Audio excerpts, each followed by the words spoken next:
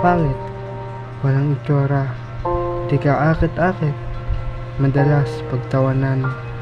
Siyempre, di matapos-tapos na palalait. Masakit man pero wala eh.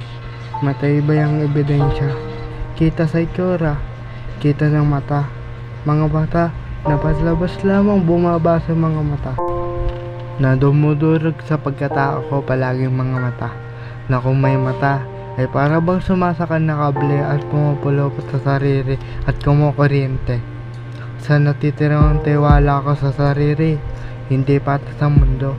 Alam ko sa umpisa pa lang na kapag hindi ka umabot sa level nila, pagtatawanan ka lang. Isa pa sa nakakatawa ay kapag na-inlove ka, tapos pangit ka. Yung tipong hindi ka pa nakakapagay busted ka na. Kapag pogi ka, magsuot ka na ng maayos na damit.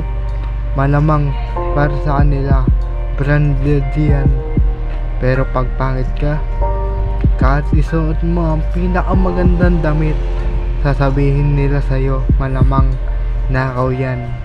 Narinig ko na naman yung kantang mahirap maging pogi. Wala bang kantang mahirap maging pangit? Hindi kasi makarelate.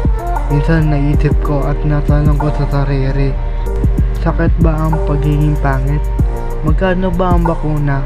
Mag-iipon ako ng budget. Ibibenta ko lahat, motor ko pati na gadget. Makatakos lang ako sa mga mata na mga taong mapanlait.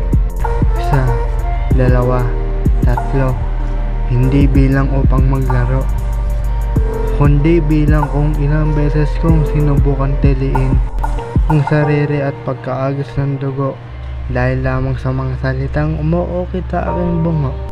Dahil sa hindi ako matanggap at hindi nila tanggap ang panlabas kong anyo, hanggang sa nalaman ko na ang mga tao sa likod ko, ang aking ina at sa mga kapatid ko, mga kaibigan, mga tao na mahal ko sa buhay, na nagpapaalala sa akin na kailangan ko lumaban. Mga taong tanggap ako kung sino talaga ako. Mga taong nagbigay at nagpahalaga kung gaano ba talaga ako kahalaga sa kanila. Kung bibigyan ako ng pagkakataon na palitan ang panlabas kong anyo, ay hindi ako papayag. Bagkus papahiram ko sa inyong lahat ang mukhang ito upang malaman ninyo na kahit pangit at kaakit-akit ang mukhang to, ay marami namang taong napapasaya nito.